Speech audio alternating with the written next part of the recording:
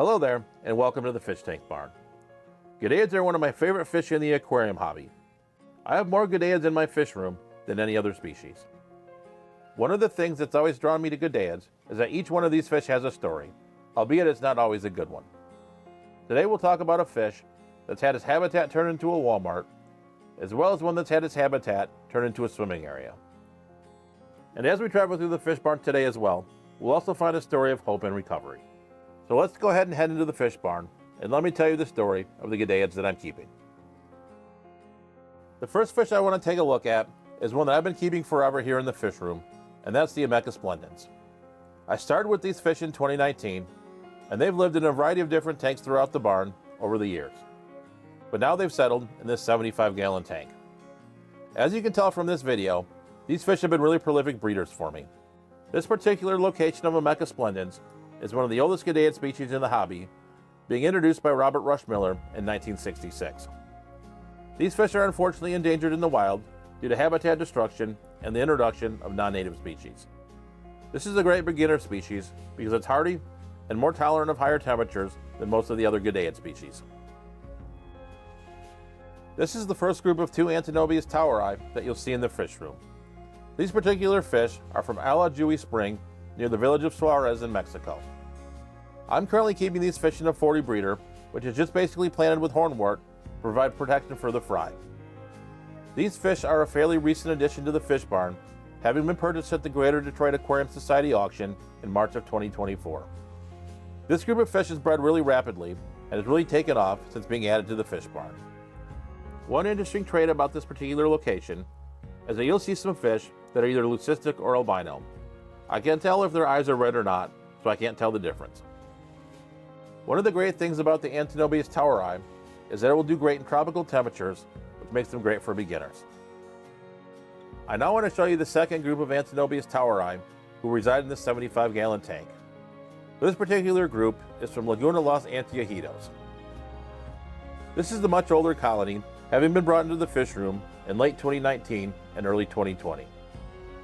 One of my main goals for this colony this year is to find some younger individuals to augment the fish that are already in this colony.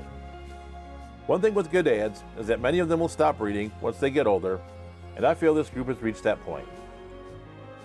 I've never seen any albino or leucistic fry from this location, so it seems that that trait is only carried from the toweri from the previous location.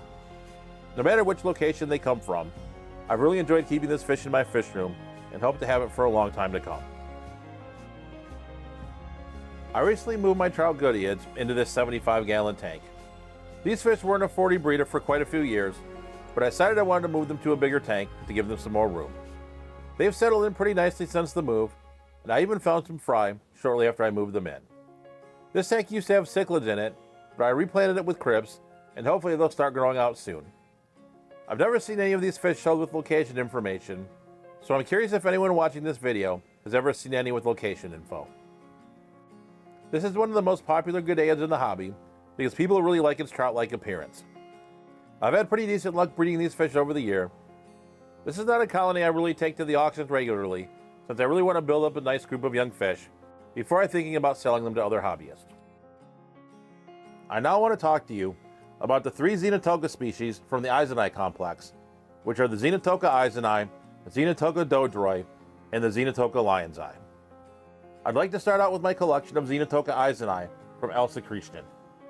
This is the oldest goodeid species in the hobby, having been collected by Robert Rush Miller in 1955 at Nayarit, Mexico at Manatayal x.sacristan.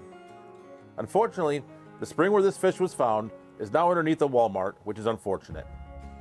This fish is one of the focus fish for the Goodeid Working Group in 2025, and I'm actually the coordinator for tracking the populations for this fish. If you happen to have this fish, contact me at the email above with your name, your location, and how many fish that you have. Together, we can help keep this species around. Going back to the tank itself, you can see that there's plenty of fry in this 40 breeder.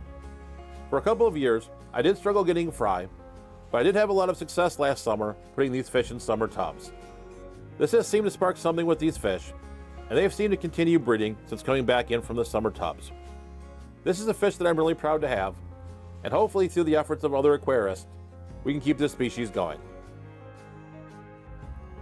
I do have a second group of Xenotoca eiseni as well, but these are from Rio Compostela in Jalisco, so separate from the l-sacristan location that we just saw. I acquired these fish a few months ago at the Motor City Aquarium Society auction and was able to get 6 small individuals. These are a little bit away from breeding age, but you can see there's plenty of cover for fry. I have these fish in a pretty large tank with a 40 breeder, so I'm looking forward to seeing these fish continue to grow and start reproducing. My colony of Xenotoca dodroi is one that's really taken off since I brought them into the fish room in the fall of 2023. This colony started off in a 20-gallon tank with just a few individuals and quickly exploded into the group you see now in this 40 breeder. I will have to say that this has been the most prolific breeding colony that I've had in the barn. The guppy grass in this tank really provides a lot of cover and space for fry to hide. Unfortunately, this fish is endangered in the wild due to diversions of water from its natural environment. I'm really happy that I have a large number of these fish and that others in the aquarium hobby have large numbers as well. The last eiseni fish I want to talk about are the Xenotoca lion's eye that are named for Dr. John Lyons from the University of Wisconsin. I got these fish when I spoke at the Medina County Aquarium Club from Josh Cook, whose fisherman I toured after the meeting. One interesting thing about these fish is that they are the original offspring for fish that came from Dr. Lyons' fish room. I found that pretty interesting. I currently have this trio in a 20-gallon high, but will likely be moving them out to summer tubs to encourage breeding. I had a group of these fish in the past that really didn't produce fry, but did quite well when I put them outside in summer tubs, much like the eiseni we talked about in the beginning of this section. One thing you can see from all of these eiseni fish is that the males are very close in coloration, which makes a very strong case for the importance of keeping all the location information. There are a couple of other Xenotoca species that I have in the barn, and one of my favorites is this Xenotoca variata, or jeweled Goodeid. I currently have this fish in a 29-gallon tank with some valenciana. This fish has some really cool coloration, especially the bright colors on its scales, almost like a disco ball. I started out with this fish in 2019 and have occasionally added to the colony. This has been kind of a slow-growing colony for me, with me seeing a few fry per year. This species is a little bit less endangered than other Goodeids, but we should still make an effort to keep it in the hobby. I feel this is one of the most underrated Goodeids in the hobby with its bright shining fins. I'll probably think about putting this fish in a summer tub as well to see about getting some more fry. There is one other Xenotoca species that I have in the barn that are not of the eiseni complex, and that's the Xenotoca-melanosoma. This particular fish is native to the Rio Ayuquila in the state of Jalisco in Mexico. I found this fish to be shy, often hanging out in the rockwork and underneath sponge filters. I picked this fish up at the Triple Crown Convention back in 2022 and have had very minimal luck breeding them. I recently moved this fish from a 37-gallon cube to a 40 breeder and did find some fry, but unfortunately they disappeared in a couple of days. This is another fish that they're focusing on in the Goodeid working group for 2025, so I'll need to start pulling some females to see if I can get them to breed. In the description of this video, I'll go ahead and put the list of fish that they're working on, as well as the contact emails in case you're keeping those fish. This fish is a strong candidate for summer tubs this year in hopes of seeing them breed and then getting some more fry. I want to move on to another fish that I have multiple locations of, and that's the Chapalichthys pardalis. You may see this fish referred to as Paraticus, but the proper Latin name is pardalis. The tank you're looking at right now is the more common location from Presso di San Juanico. This species is one of my favorite beginner species in the hobby, since this fish is hardy and easy to breed. They almost breed like guppies. If I were to recommend a fish to anyone keeping Goodeids, this would be the fish that I would recommend. Unfortunately, this particular location is endangered in the wild, with just a few fish living off the nearshore area of the lake near the Presso di San Juanico. I've had this fish since 2021. It's been one of my favorites here in the barn. I also want to show you my other population of pardalis, which is the one that I have from the Balneario. In the 1970s, their habitat was made into a swimming area, which negatively affected the fish. I was able to get these fish from Josh Cook in 2024 when I spoke at the Medina County Aquarium Club. I'm really not sure that there's too many people that have this location, so this is a pretty rare fish that I'm honored to have. I started out with a few individuals in this 29-gallon tank, and they've been slowly producing fry. This is another fish that I'm really honored to keep, and hopefully at some point, I can get this fish out to some other hobbyists. One of my favorite Goodeids is the cousin of the Paradicus, and that's the Chapalichthys. I do apologize for the aquascaping and condition of the glass in this tank, but this is the fish I really do enjoy with its stripes and bronze-colored body. I've spotted a prior group of this fish, but I've really not seen any fry from this group as of yet. I recently added a bunch of crypts to this tank as some cover, but I may need to add some guppy grass in the near future. This may be another fish that I'll add to the list for summer tubs in hopes of getting some fry. Now we get to another fish with a great story, and that's the Zoogoneticus tequila. I really enjoyed the bronze coloration on this fish, along with the bright orange tail. This is a tank that I planted with plants from the Aquarium Co-op mystery box, and as you can see, they've done quite well. What I really think makes this fish important is the story of how this fish was reintroduced into the wild at Tenochtitlan Springs after being declared extinct in the wild. This is a great example of the role that we as aquarists can play in saving a species. Let's now talk about one of my favorite fish, and that's the Characodon audax. I currently keep this species in 3 separate tanks. The first tank we're going to take a look at is home to my black prince, which is from El Toboso. This is the most common location of audax that you'll find in the hobby. I really enjoy the black fins on the males, which I think is quite stunning. I currently have this group of 2 males and 1 female living in a 37-gallon cube. Over the years I've struggled to breed this fish, so I'll have to start pulling the female and putting her into the fry rack. This is a species that's endangered in the wild due to groundwater pumping and water diversion. So this is definitely a species I need to do some more work on. My other 2 tanks of Characodon audax are from the Los Pinos location. I was able to receive 2 trios through the American Livebearer Association Species Maintenance Program. To participate in the program, I basically had to fill out a spreadsheet of all my livebearers and then submit it to the program. As a result of my participation, I was offered these 2 trios. My plan is to fill out the spreadsheet every 6 months and resubmit as necessary. You do need to keep in mind that you do need to be an ALA member to participate. I'll go ahead and put a link in the description of this video if you want more information. One of the more interesting things about this location is that instead of the males having all black fins, like the ones we saw earlier, the males will have fins with more red on them. My males have a little bit of red on them, but I have seen some examples where the fish are red all the way around.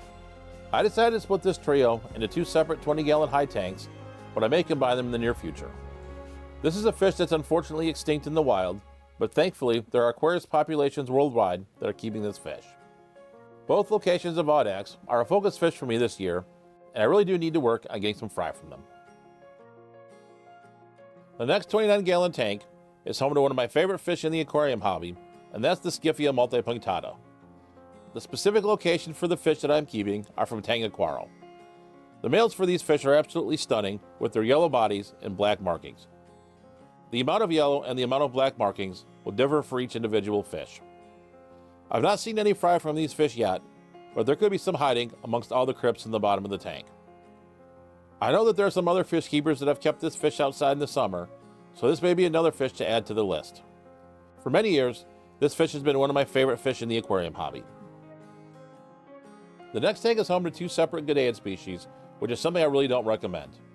This 40 breeder is home to the Ilyodon whitei, which is the smaller, lighter colored fish, and then the darker fish in the tank are the Xenophorus robustus, or the bulldog Goodeid. I got the whitei a few years ago, but I've really never had any success breeding them. This may be another summer tub candidate as well, depending on the space. The Xenophorus robustus is a really interesting fish. I like to refer to this fish as the predator half of the Goodeid hobby. This fish is a piscivore and in the wild feeds on small fish, insects, etc. This fish can be quite large, with some specimens getting up to a foot long or so. I've been meaning to do this for a while, but I really do need to split these fish up into 2 different tanks. The Alodonyctes in the next tank is a pretty interesting fish. This is a more riverine Goodeid species that likes a lot of current as well as a lot of rockwork. I found this to be a pretty interesting fish where a lot of the time it will just hang out at the lower levels of the tank. I've had this fish for a couple of years now, and I've really not had any luck breeding this fish.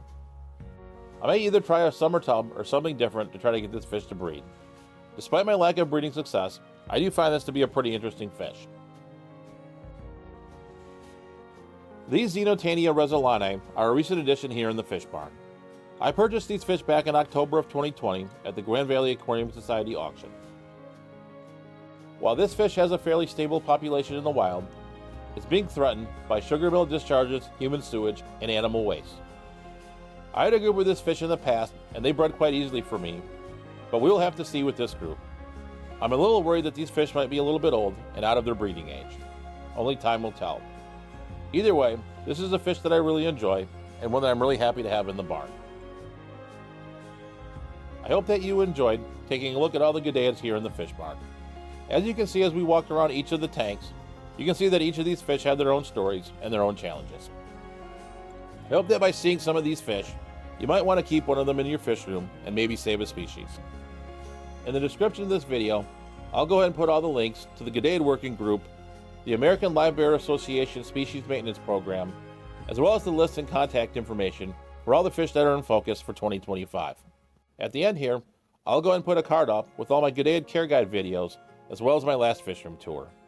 So as always, thank you for watching, stay safe, stay fishy, and I'll catch you on the next video.